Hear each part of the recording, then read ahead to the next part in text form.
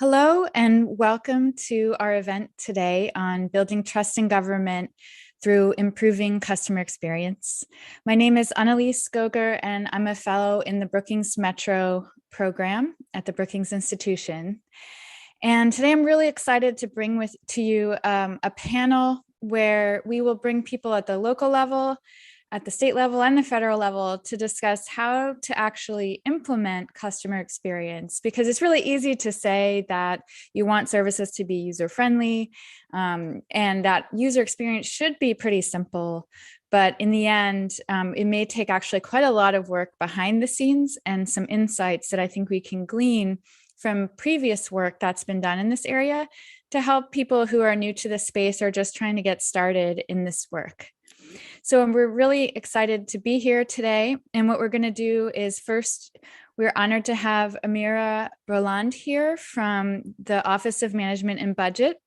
So she's actually leading the implementation of the customer experience work that's happening at OMB, which is part of an executive order that President Biden signed on December 13th, which essentially says that we shouldn't be burdening American citizens and the people with paperwork, especially the most vulnerable and people who have the least resources to handle and navigate that paperwork, because it really undermines not only trust in government, but also the values that we have in the US for equity and access. And so in thinking about this executive order, we wanted to have Mira share a little bit about what the federal government is doing to implement the executive order. And then we're going to have a panel discussion with 3 people at the state level, local level, and then someone who works across different agencies and levels to talk about some of their work and answer questions around this topic. And then we want to make sure that this is an engaging conversation that you can engage in as the audience. So if you have questions that you'd like to share with us, you can send them on Twitter with the hashtag GOVT services, government abbreviated services, or you can email us at events@brookings.edu. So without further ado, I'd like to introduce Mira. And she can share with us her thoughts on where this implementation is and why it's important, and also some resources that are available to share.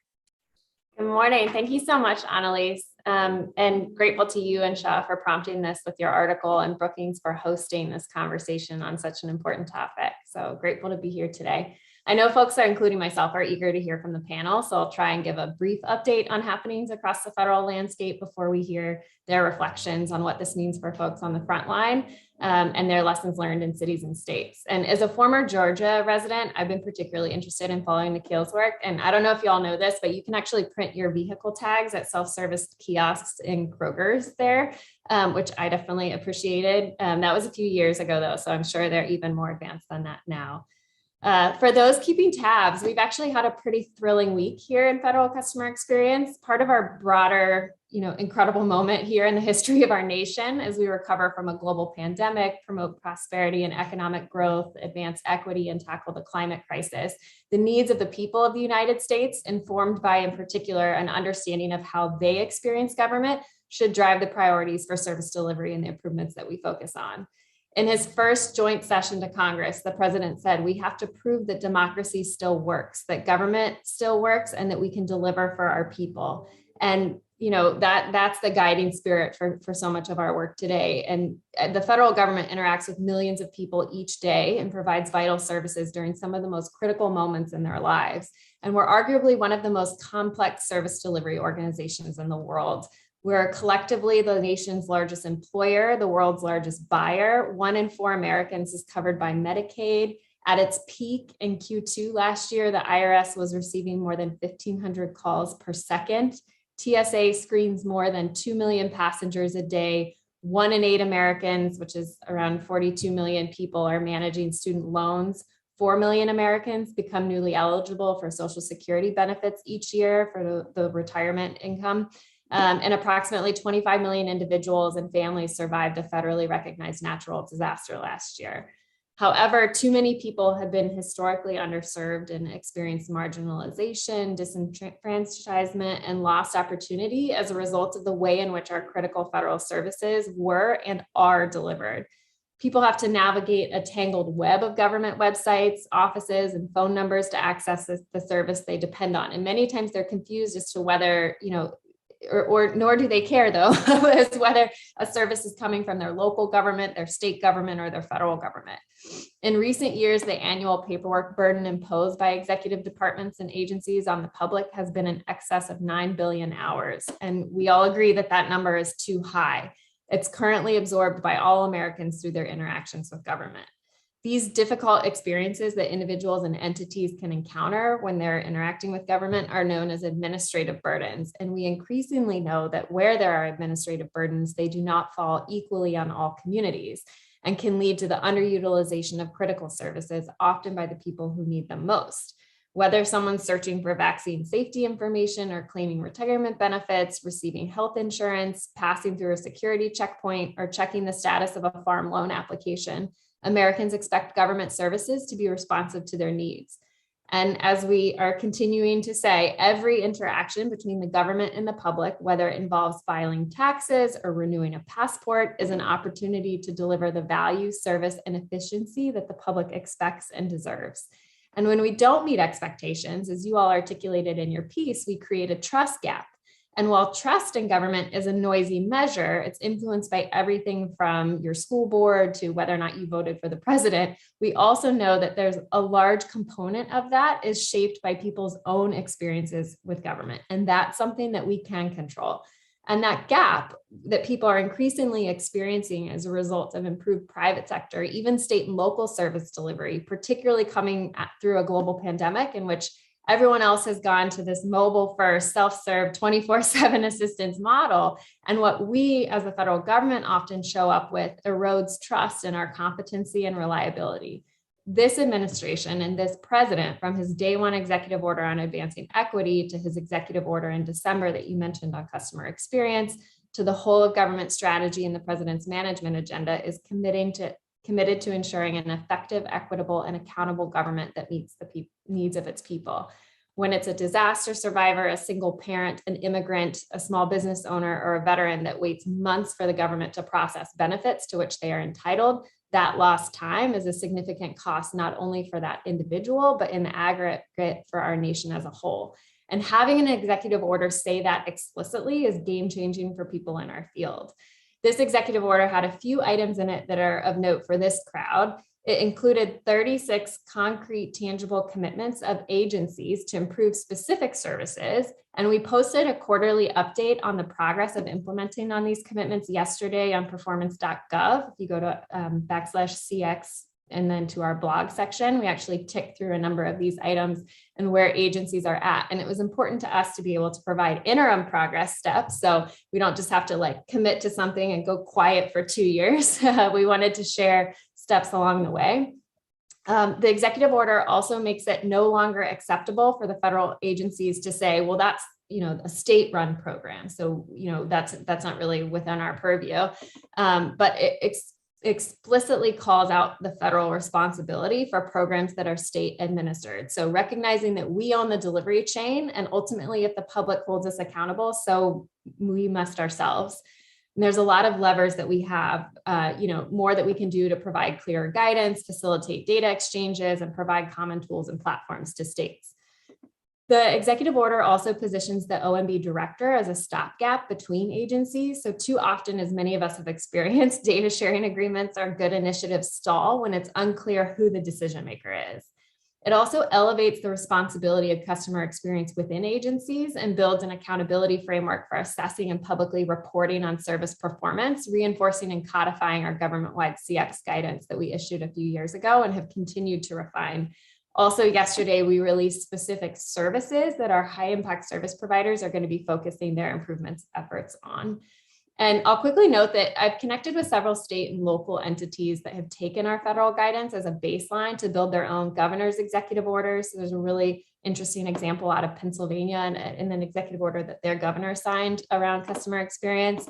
They've used service performance measurement frameworks. We talked with some folks on the West Coast about how they're using some of the measures that we have in our guidance.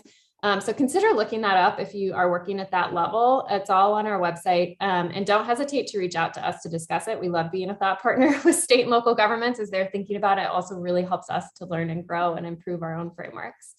And finally, I'll just say that one of my favorite parts of all of these exciting updates is that the executive order aligns cross-government service delivery with key moments in people's lives. So the federal government was created over more than 2 centuries into a patchwork of agencies and statutory responsibilities spread out across a bureaucracy. And this executive order is helping the federal government to work better as a 21st century service delivery enterprise. So a mother should not have to figure out whether a program is ultimately run by HHS or the Department of Labor or USDA or SSA or HUD. A disaster survivor should not have to go through the damage to their home or business with the government more than once. And a retiree should not have to fear important choices like what age they claim retirement benefits and whether their Part D plan covers their prescriptions. So yesterday, we shared charters signed by the deputy secretaries forming interagency teams to tackle moments like these without our agency hats on, but rather with a human-centered focus on how the American public interacts, navigating across agencies and even levels of government. And this summer, we'll be conducting discovery sprints to ultimately put forward a punch list of priority pain points to address. And we have leadership recognition that this is the hard systems change work that will take a sustained effort. It's not just going to be some fancy new apps and websites. It's going to be rethinking forms, guidance to states, how whole processes are designed. So I just want to thank you all again for being here and your commitment to this work. It's sometimes the unsexy parts of how government works, but it's also the work that can be transformational when we're trying to drive improved outcomes for our nation. And I'd encourage you all to go to performance.gov/CX and performance.gov/equity. Last week, agencies also released more than 90 plans on how they're advancing equity, a historic milestone in our country. And you can learn more about all of our life experience work and progress on our EO implementation, as well as some resources that we've provided to high impact service providers, but made open so that state and local entities can use them as well. So Annelies, I'll turn it back over to you. Thank you so much, Mira. And I really want to highlight your point about how this is a game-changing moment on the one hand, but also a long-term shift on the other hand. So I think you really hit on some key points. Thank you so much for your time today. So now I will shift to introduce our panel. You all can come on. And I do want to mention that those of you may see Mira Raja's here, who has graciously come in because Brenna had an emergency come up. And so we want to thank her for stepping in at the last minute, but she is one of Brenna's colleagues. And she'll be talking about the local perspective. And then we also have Nikhil Deshpande from the state of Georgia, and my co-author, Hwang from NAVA PBC, who works across various agencies and programs and can bring that perspective as well. And so for those of you who aren't familiar with our piece, it's available on brookings.edu, and it's about if you want to build trust in government, start with customer experience. So with that, I wanted to give you all a chance to just introduce yourself a bit and share with us, if you can, since you've been working in this world for a really long time, and there may be people in the audience who are new to this work, what is some of the work that you're most proud of? Or if you could share a moment where things sort of clicked and came together for you and made you motivated to do this work for the long term. And I'll just start. Shah, why don't you start, and we can just kind of go around. Yeah, thank you, Annelies. Really proud and excited to be here. My name is Hwang. Again, I'm the COO and one of the co-founders of NAVA. We're a public benefit corporation working across federal, state, and local agencies to help build public institutions that can earn that trust of their constituents. We got our start as a part of the healthcare.gov tech surge kind of rescue effort over 8 years ago now. And I think a lot of maybe the animating force that brought us to start NAVA in the first place was, at least from a negative frame, this the view of and seeing so many large vendors who have received millions or billions in contracts, who have kind of taken on the implementation role for these government programs and then failed to deliver. And then it's the agency, it's the public program that gets the blame, that where trust is eroded. But it's that private sector role and responsibility that I think has animated a lot of forming Nava as a public benefit corporation and the work that we've taken on. I think on a more positive note, I think something I'm most proud of recently is the last couple of years working as a vendor with the Commonwealth of Massachusetts on the design and implementation of their paid family and medical leave program. So there's not many states doing this. Massachusetts, I'm incredibly proud of DFML for what they've done to ensure, one, the rollout last January was smooth, doing all this remote, starting up a department through a pandemic, rolling out new legislation. But I think what really resonates with the conversation today for me is almost the last year and a half now of work that's been done after the rollout of iteration, week over week, month over month, just ruthlessly learning from user feedback, from handle times to improve processing times, to improve enrollment, to improve disbursement times, reduce call center load. The DFML program has now dispersed, I think, over 900 million in claims across the state, around 2 million a day, and is, I think, in this year 2 of the program, it's been exciting to see renewed interest, increased interest in the program, partially because of that trust and consistency that's been displayed since day one. So I think that's something I'm just incredibly proud to be a part of, and DFML gets all the credit here for what they've done to stand this up. Thank you. And yeah, I think it hits on just how, you don't really hear about customer experience until things go bad sometimes, right? But when it goes really well, you don't really hear about it. So I appreciate you highlighting that. All right. How about Nikhil? How about you? Yeah, thank you for having me on this panel. Really excited to be here. So I'm Nikhil Deshpande. I'm the Chief Digital Officer with the state of Georgia, and part of the Georgia Technology Authority.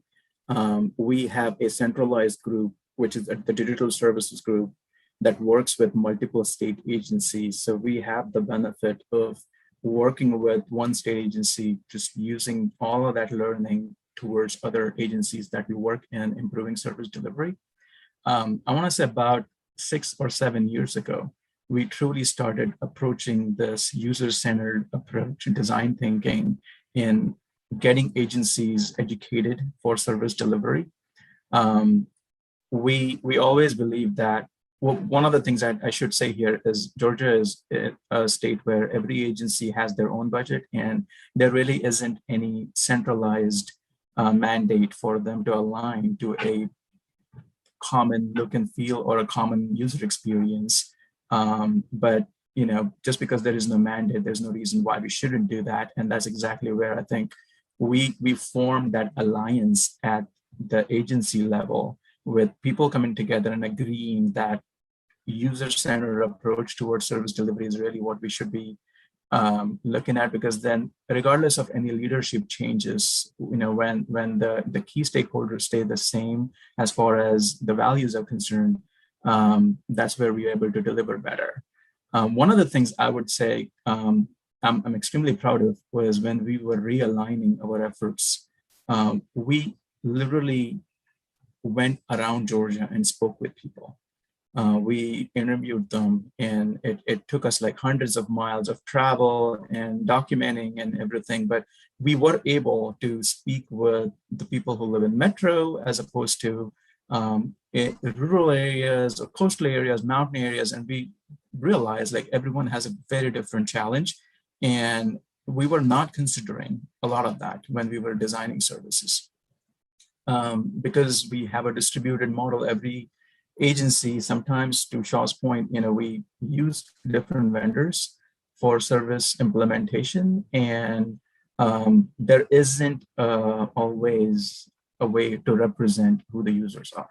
So we tried our best, and we are still doing that, to bring that element into any planning and we were able to get at least the information layer to begin with before moving on to the service, the transactional service, on a common platform where we have common content models and a look and feel based out of a design system that any person now interacts with a state property in Georgia, they can at least know where they are, and they don't have to relearn every time they switch from Department of Revenue to Department of Labor to public health.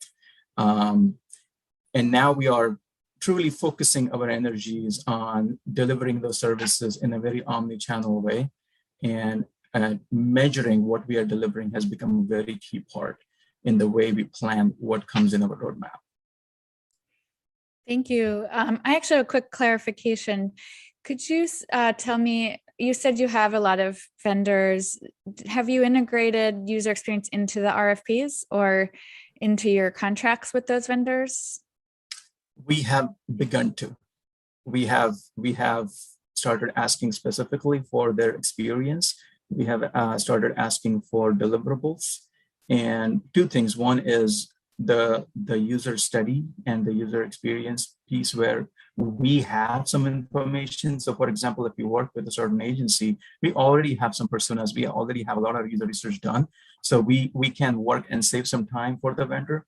But we do look at how experienced a certain vendor is in their previous projects. The other big part is accessibility. We used to have kind of what you would call as a checkbox, where like you just want to make sure that you deliver services that are accessible. But now we want to make sure that the vendors actually show they agree to a certain level of VPATs, and then we have in Georgia Tech a partner that does neutral audits of all the service delivery to make sure that indeed the services delivered are accessible.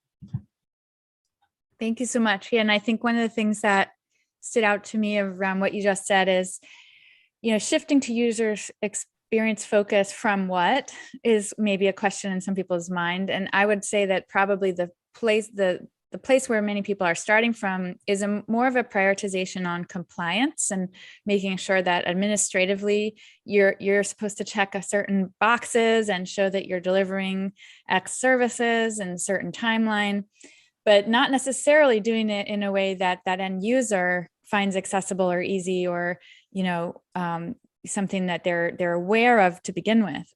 So I think that that's really key in terms of what the education was that you were trying to describe. It's really, I think it's important, the education of staff. We'll get to that a bit later too. So now I want to turn to you, Mira, if you could share a little bit about yourself and some of the work that you're most proud of or things that have really resonated with you.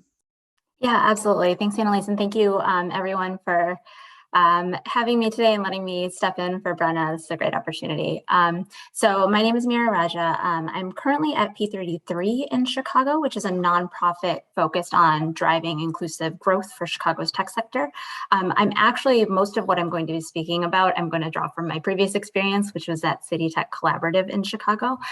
So City Tech was an urban solutions accelerator in Chicago with a goal of solving sort of complex urban challenges, bringing solutions to that that no one sector can do. So it's very cross-sector, very collaborative. We worked very closely with local government as well as like big corporations, startups, universities. Sort of bringing everyone together and trying to develop solutions for spaces like mobility or connected infrastructure, health, and happiness within cities. So sort of across the board.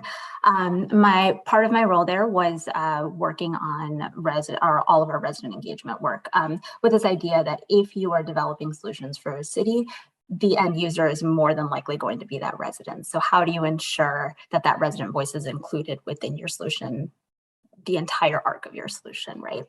And so we did that primarily through a group called our Civic User Testing Group, or CUT group. It was a group of about 1,600 residents in Chicago that had been built up over time, before my time. So it was not started by me, just to give credit where credit was due, but continued through a group of about 1,600 residents in Chicago who we could call on to be able to give sort of feedback on early stage development of these types of solutions. A lot of what we did was sort of tech-enabled solutions, but certainly there's a lot of non-tech pieces to tech-enabled solutions as well. And so we're not embedded in the government, but we worked, closely with it, which was an interesting space to be in, because there's a lot of flex that you can have if you're not part of it, but there's a lot of barriers to sort of working closely as well. And so I think what I am potentially most proud of with that work is thinking really carefully about how we can incorporate this. This is a challenging thing to incorporate. Nikhil, you talked about it a little bit. Like, how do you actually bring this into government? How do you make this standard practice? And sometimes I feel like people think about it as all or nothing, right? Like, you come in and you have to do all of this. Otherwise, it's not worth it to do. Otherwise, you just check the box and go on. And I think we thought really creatively about what pieces along this arc of development can you insert resident engagement? Ideally, it would be across all of it, but maybe that's not possible. Well, then where would it be most impactful? How can we get the most out of, how can we get the most people? How can we make sure we're doing this fairly in a way that the people we're trying to reach, we pay them? How do we make sure it's along their timeline? So sort of on both ends of it, thinking about how can we put out best practices to be able to really get some piece of this incorporated in solutions. Thank you. And I think your point about many people think that when you're talking about digital services or digital transformation and user experience, many people think this is a tech project. But actually, what I think you're going to hear in all of these stories is that it's more of a kind of organizational change process project and culture project and staff education project, and not like the technology enables some of that change, but it's not the technology that's changing, essentially. And so I appreciate that point. And I was wondering, just staying with you for a minute here, if you were speaking to a city or a county leader that's in the audience who's new to this but interested in getting started, what would be your advice on where to start, or what to do first, and how to focus? You could probably be tempted, like you said, to boil the ocean, but how do you focus and scope the work in the beginning? Yeah, absolutely. It's a great question. I think there are a couple of different ways that you can do it, right? I think, first of all, thinking about, is this something that you are going to do internally? Nikhil, you talked about how, you all went and talked to a number of people. Is that sort of where it's going to go? Or are you going to work with an organization like City Tech that has this sort of built up, right? And if you are going to do that, either way, what does your user experience process look like, and what resources do you need for it? If you're doing it internally, obviously you need some of the knowledge, you need the group of people you're going to be talking to. From our perspective, we really push on paying participants, so making sure it's a big commitment and people's time is valuable, and so making sure that they were paid. If you're thinking about being inclusive, how are you driving that inclusivity? Oftentimes in certain spaces, depending on what you're thinking about, like what space you're thinking about being inclusive in, a lot of times you're calling upon the same people to always talk in those types of things. So how do you make sure that you're not being a burden to that select group of people who are always being called upon to talk about this issue, but also being able to get that perspective as well? So, and then if all of that, if you are thinking about doing that with an outside organization, one of the barriers we faced often was like a procurement issue, right? Like it's standard practice, and especially if we're paying the residents, we have to be paid to be able to pay the residents. Like we're a nonprofit, but how do you get funds allocated for something like that? If it's internal or if it's external, how are you going to be able to work with a group? Thank you. And I do want to remind folks that they can ask questions with the hashtag GOVT services or emailing events, plural, at events@brookings.edu. Nikhil, I was wondering, I saw you motioning, but I'm curious what your thoughts are and what you have to add. And I also thought, I think we talked about this earlier. One of the questions from the audience was about, well, how do you what is the KPI for measuring trust? And how does that fit into starting to do this work? Yeah, I just wanted to add to what Mira said so rightfully, where working with a partner is very helpful in a couple ways, where it is incredibly hard for us to justify, say, buying Amazon gift cards to give out to participants. And, you can't expect them to truly be invested without having some sort of like compensation model in there. Another thing that we also noticed was that people are a little more frank and honest when they know that you haven't worked on something and it's a third party who is asking the questions. For some reason, I don't know, maybe it's Georgians were really nice and don't want to hurt feelings, but we have always found that when they know that we have not worked on something, but really it boils down to the budget issue of like, you can just rely on a partner and they can take care of those things. So I just wanted to add that for some of the folks who want to take this on. I tried it and, our budget office just did not allow, and for all the right reasons, of course. But to your question of, the KPI for trust, long time ago, we were talking about exactly this, even before CX was mainstream conversation. And I truly believe that like trust is what government should look at as our currency, because we are, for all the reasons, monopolistic about the way we deliver services. Like there is no other competition, and that should not make us feel like, well, they don't have another avenue, so they got to deal with what we have, right? Because a lot of people, when they talk about customers, government customers, these are not government customers. These are the same people who interact with Amazons and the Apples. And when they come interact with us, like, why should they lower their expectations? There are a few ways where we truly could put some sort of value on experience and measuring those experiences, because it is true that the omni-channel experience is very important, and even the failure of one channel, this resets the overall just the experience of a certain consumer in eroding that trust. And it doesn't matter if like 3 of your channels have it really well, but like if they experience any friction in one, they will either publicly talk about their bad experience, or they will just like start calling you. Essentially, as an organization, having a good experience truly relates to how much do you invest in your call centers? How much do you really have to keep up with your call lines? I can give you just one very simple example. We used to get a lot of questions about passports. Now, people who are a little, I guess, aware of the different levels of government, they know that this is handled by the Department of State, but for maybe a regular person, they just see state and they look at, the state, right? So sometimes they would call, stay online for a long time. And then when they actually have their chance to ask the question, they're in the least mood for a civic lesson at that point.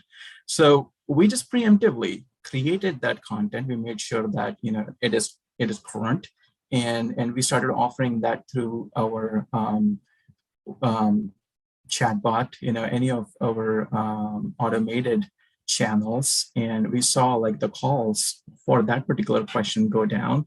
But I feel like these are some of the things that you just have to kind of reach out and do, and not say, well, this is the boundary here, because for people, it is the government. They don't really want to, learn more about like the lines between the city, county, state, and federal. They just look at us as government, and they just want to be experiencing the same level what they experience with the Amazons and the Apples. Yeah, I appreciate that. And I think to some extent, the KPIs or the indicators that you're using to see if you're getting better will vary by program or by process. And I know, Shah, you probably have some examples of ways that you've set like some goals for yourself. Maybe you could share some of those. Yeah, that's something we try to work with. Every program or agency we work with is like, what, from their perspective, what's the North Star? What does success look like? And for different agencies and different programs, that means different things, right? On the appeals side, that might mean reducing the average processing time or being transparent for veterans about what the wait time will be, understanding that the wait time might be very long given a current state of operations or current state of backlog, but it's better to be upfront and clear about what that wait time is than, for example, like getting into the weeds, but for example, when a veteran sometimes submits additional documentation that they don't understand because they haven't heard back, they're submitting additional documentation, but it's triggering all these additional workflows on the back end that's actually delaying their case even further. So metrics and goals like that, I think, have been really helpful. Also things like participation rate, how many people who are eligible are able to actually receive the benefits. Churn, like, for things like SNAP or things that need kind of recertifications. Who's during those cycles, who's churning out of the program, how many people just basically give up or can't keep jumping through those hurdles, or like Nikhil mentioned, like looking at load on call centers. When we talk with call center representatives, it's been some of the most powerful experiences for us you're talking to folks who from top to bottom, from call center to program leadership, want to help, right? Call center staff take a lot of pride in their work, in being able to help the problems that can't be worked through normal means. But if half of their calls are handling people's password resets, then they're not doing the work they came here to do, that they're proud of, that the bottlenecks are kind of elsewhere. So I think those types of measurements, I think, have been useful to see, where are, to Amira's earlier talking points, like where are the administrative burdens in this process, where are the obstacles, and how to kind of reduce that. Yeah, thank you very much. And I was wondering, with your experience working across states and programs, what are some of the common pitfalls you see when people try to bring in user experience? And I think I love the point you're making here that one of the users is the staff, right? The frontline staff are users. And if you're making their life miserable and they're frustrated because they're dealing with all these frustrated customers all day, that's another way to think about user experience that's pretty critical. And if you're making it hard for people to implement a program by design and not thinking about the staff, then that's a critical thing. But anyway, I wanted to ask you about just common pitfalls that you see when people get started in this, and ways that people can maybe learn from some of your experience. And I'll pass it around for others to add to this, but I wanted to start with you. Yeah, I think there's many like pitfalls and traps to fall into. I think the most the most positive frame, I think from my perspective, is like how in every effort or in every new or existing kind of program that exists, what is that loop between the policy or regulations decisions, between the kind of program and operational decisions, between the kind of implementation or kind of service delivery factors and teams, and then the people that are affected, whether they're tools or programs for government employees, or whether they're tools or systems or programs for residents at the city or state or kind of federal level. And I think when those, the pitfalls come when those feedback loops are, years long, when they're not connected. We've seen some things like, okay, the data is, of this program is collected at the end of the year, and then a report is issued a year afterwards to show what the challenges are. And by the time the program people are receiving that information, it's 2 years out of date. and by the time they can respond to that, then it's 3 years since when some of those initial things were made. So that's something I think we've found is incredibly successful, is even just light things like creating a regular meeting space for these various sides to compare notes, to see, okay, what are the upcoming draft regulations, having someone technical in the room that can think out loud or workshop, like, what are the security implications of this? What are the privacy implications of implementing regulations in this way? And how do we rethink that? And I think something incredibly, I think another really proud example, something DFML did in the Commonwealth of Massachusetts was, the original and most of these, all of these paid family leave programs, you're enrolling in this benefit or applying for this leave after the baby is born. I don't know how many folks listening or on the panel are parents, but that's, after a baby is born is probably the least time when you want to be jumping through a bunch of government forms or, figuring out who to call for what, or what agency or what level of government you need to sort through. So DFML, in doing a lot of this user research and looking at some of the pain points, identified this as a really high impact move and updated the regulations so that new parents can apply for this benefit before the baby arrives. And I think that's just an incredibly human-centered perspective that just reduces administrative burden on the user side, reduces administration burden on the administrative side, because they're not handling all these calls about people who are stressed and tired, and it's the last thing they want to do. And it's just better outcomes overall in terms of participation rate. So I think that's an incredibly, I think that's like the best that you can hope for, is like being able to actually influence the structure of the program by listening to what the lived experiences are of people going through and trying to be benefited from them. Right. And so I think that the key takeaway for me here is just, it's not this sort of like top down, like you start with the policy and then you build the tech and then you get the experience, but actually how do you build all of those things in these loops of changing things in an iterative way? And that's really how you can make things come together in a more timely way and more responsive way. I think that's a really critical point. Do either of you have Mira or Nikhil have anything to add around pitfalls? Yeah, I actually wanted to add on that point, and also just as a reasonably new parent, that's amazing that happened. So just to speak to your question, is there anything there? Yes, very tired, very confused. So it was nice to do that in advance. I think to speak exactly to this point that Shai, you were saying, and Annelies, you sort of summarized, is this idea of where along the, again, ideally you want this sort of iterative approach, you want the user experience across the entire building process, but thinking about it early and thinking about it late. I think sometimes some of those things fall off, right? Like the way I like to think about it is there's sort of the understanding the opportunity piece of it, where you can bring people in, and that's a lot of times where you go talk to the community or the user and understand like what are they looking for and are you solving for that. Then there's the build piece of it, where whatever that build looks like, how do you get people to test it while it's being built? A lot of times I think it stops there. I think there's another piece of it that people don't think about is, how are you rolling this out? How is this thing getting socialized? How are people knowing it exists and using it, right? And I think that a lot of times isn't something that ARC doesn't get followed through. And I think that's a little bit of a barrier, because you can build the best thing that works really well, and if no one knows it exists, it's not very useful to anyone. Great point.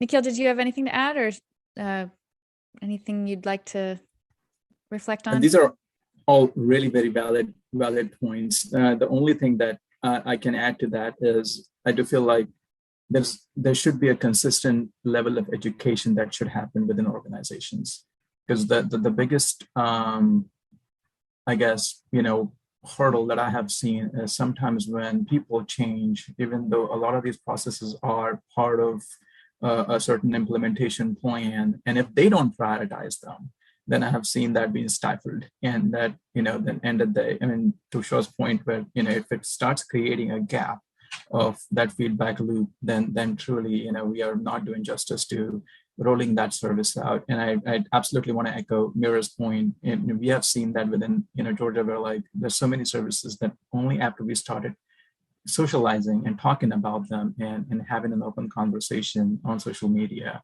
where we saw an uptick in the usage of that, because before that, people just didn't know that they were there. And they were just buried under like text and subtext on websites. And having that access and having a rollout plan, or even just like a marketing plan for these services, is very important.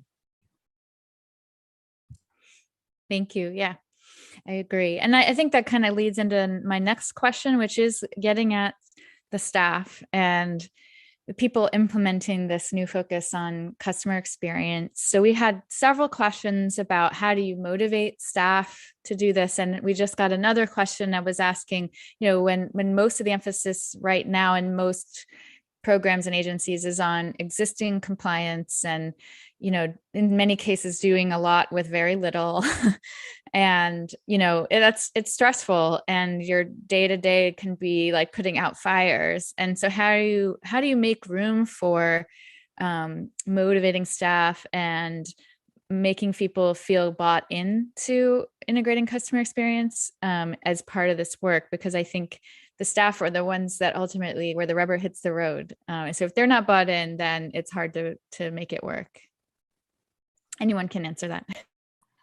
I'd love to speak to this from an outside perspective, because again, not being internal to the local government, but what we've found has been sort of a game changer in people wanting to utilize or wanting to incorporate any sort of this user experience, is having them see it, having them see what comes back, right? You build the best thing and you think and there's so much thought going into that build by the staff, and they're really careful about trying to incorporate everything. And then you go talk to the user and then come back, and it's usually just a small thing. So I think that's the other piece of it, is they see that it's not that someone's coming back and saying this entire thing you built is wrong. It is, hey, would you be able to move that button over to the other side of the screen, or whatever it is, right? And so to understand that it's not a big lift, but there are some insights that you never would have thought about that are coming from the user, and making it more likely to use it's really powerful to just have them see the actual feedback and understand that that's valuable, they can implement it, and they can see why they should be using that moving forward. Yeah, I did a focus group in a job center once, and many people were like, well, this is like a hidden secret. I don't want the secret to get out because this is such a great resource for us. But the one thing is, could you put some posters up to talk about training opportunities? Because I don't know how to find those. And it was like, oh, like how much does it cost to put up a poster, right? And so sometimes it's the really low hanging fruit. Other times it's deeper, longer term things, but sometimes there are things that you didn't think of that someone raises that are really easy to do and make a lot of people's lives easier. And Nikhil, do you have anything to add to this question around motivating staff and getting buy-in? Yeah, I think it's really important to keep staff engaged in how things are going. Mira touched upon it. It is, for whatever role anyone played in a project, be it large or small, everyone is always invested to know how is it going, how is it, and really is it helping people the way we intended to. In the past, what we have seen is, even though we have analytics or any numbers that have been drawn, they only get maybe circulated amongst a certain group or maybe leadership. But there was very few times when we saw that there was a transparency in those usage patterns or the success factors of certain services. And I think that is really important, where if organizations focus more on publicly sharing how things are going, and that takes a little bit more of a challenging approach from leadership as well. But that is something that we saw within our little microcosm, where we created an analytics program, what we call as gap for, like Georgia Analytics program, and we have a public dashboard. Now, it is, of course, a big part of the transparency initiative of the governor, but also what that did was that actually made people and staff go and constantly see how things are going. And if there are a lot of, numbers, what we also have is we created a scoring system for every digital property. So if I'm working on, say, a certain application or a certain website, like if I go and see my score dip or go up, and it also tells you like what went wrong and what you could be fixing. And it really could be something as small as, oh, wait, you have a typo or a broken link and that's affecting your score, as opposed to a larger problem. I feel like having that is really important because that keeps the staff engaged. I've never really seen that level of engagement from staff across agencies to wanting to do better. And I don't know, maybe the gamification aspect of it is a little bit that gets people motivated. But it is so true to what you said, Annelies, where like that's where the rubber hits the road. And if the service is not delivering, if the customers, citizen, they are frustrated, then it reflects on the staff. It makes their job really hard. And if people don't enjoy their jobs, we know what happens. They move on, and all of us within government know how hard it is to replace someone who walks away with like that institutional knowledge. So there's a lot of domino effect in having, certain aspects where you keep people engaged, keep people motivated in doing better. And it to Shaw's point about the North Star, all of those metrics really could be pointing to like, what was your North Star, and are we really fulfilling, in marching towards that direction? Thank you so much. Yeah, great point there about staff. Go ahead. Sorry, can I add a very quick thing? Because I realize everything, as I'm listening to all of us, I realize everything we're talking about is negative feedback that comes out of this process. There's also a lot of positive feedback that the users do have, and I think that's also very motivating. So I just wanted to pop that in there as well. Absolutely. I've seen that as well. And it can actually motivate staff quite a lot when they actually get that feedback, for sure. I had a question. There was a question in that we got from the audience, but I want to kind of blend it with one of my questions, which is like, there are a lot of programs that are really underfunded, and people have really basic needs like housing and food and safety. And government's role and ability to respond to those things can be constrained by funding cuts and things like that sometimes. And so, where is that tension? Maybe Shaw, you could get at this a little bit around, can we really build trust in government through customer experience? Where does the equity and trust come from? Or is like, how do you distinguish between these different issues around, what is the real potential to move trust and build equity if like we're working in a scarcity situation? Yeah, I think that's an important question. And I think, part of actually going out and talking to people impacted by the programs is, not just, it is contending with the harsh and hard realities of people's experiences on these programs, right? It's not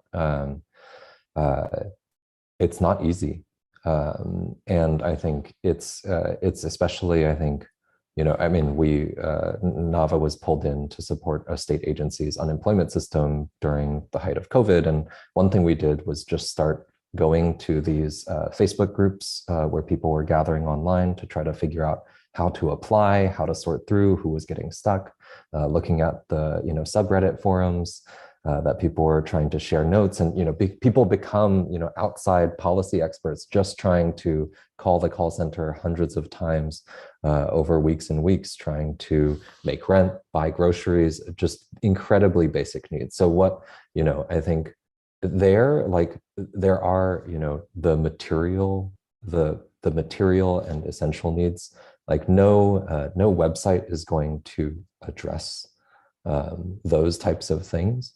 But I do think there is a level of, what ultimately is a healthy and trusting relationship, right? What is the kind of onus on these public agencies? Doesn't mean everything is perfect. But Nikhil, to that point, it does mean what you were talking about around transparency. It does mean the problems are communicated. It does mean the expectations are set. And on our side, on the implementation side, we're not in the business of making promises. The government is, through legislation, through programs and regulations and things like that. But we are in the business of helping agencies keep those promises. And I think without that, if you are, regardless of what the benefit amount is, if you have to call 100 times to get 100 different answers about what the status of your claim is, if we can just build a way for you to check the status of your claim so you know what it is, there's no anxiety around it. There's maybe some concern around the time it might take or things like that. But that, I think, those are significant levers to reduce some of the cognitive burden. I think OMB recently issued some guidance talking about the psychological burden of navigating services. And I do think that is something that folks on the service delivery side have agency to improve. Right. And there's an extent to which, yes, even if you're working in a scarcity environment, feeling like you're being treated like a human and with dignity and respect, can go a long way, I think. And that is I think very much within the purview of this work. Do either of you have anything to add? I think I'm just echoing exactly that point. This is part of this is getting feedback and bringing people's voices in, but part of that also includes giving the people you're talking to access and a view into what you're doing as well. And I think that is really important. And then being able to circle back and say, this is how what you told us helped, and this is how you drove change, I think is really helpful as well. The only thing I can, add or really build upon what Shah said was, it is really important for us to be where people are and not just expect them to, come to us. And in COVID times, when people didn't know the subject matter, the conversations were happening on social media. The conversations were not happening where typically they happen. And it is really important for government agencies to be there and have that voice of information, because as we all know, it's really easy for various information points to be started to socialize, and then before you know, you have a larger problem on your hands. So really being in the conversation with all the right information, you can always point them back to your resources where the information is coming from. But that is something we always see that government agencies are slow in implementing, only because either there could be internal challenges of maybe people not knowing. We literally just internally having conversation about how relevant is TikTok today, and we already know a lot of government conversation that is being moved there, and I'm personally intrigued with what happens and how it's handled.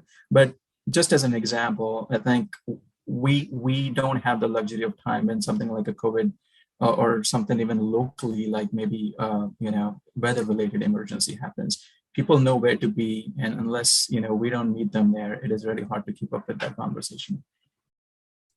Yeah, I agree. And I think Mira really hit on this in the beginning by just saying that, if you're having an emergency, the whole point of government is to be there when you're in a crisis, right? And it's if we can't be that for our citizens as a community, then that's where you start to lose the trust. And all too often it is the people who have multiple barriers or are particularly vulnerable who are most easily frustrated and deterred and excluded from programs and services that they're actually entitled to, simply because they don't have the resources to really fight for the things that they're entitled to and get through that eligibility process, or submit the verification or whatever. And so anyway, I know that we are right at the top of the hour, and so I want to really just extend a huge thank you to our guests here today. And I hope that those of you in the audience can share with us your experiences and what's going on in your area, whether it's federal, state, or local, or in your own community. Because I truly believe that we're on the cusp of really starting to scale this work and bring this culture of learning and improvement in human-centered design throughout our government. So thank you so much for joining us, and have a wonderful day. Thanks for watching. Be sure to like and subscribe for more videos from Brookings.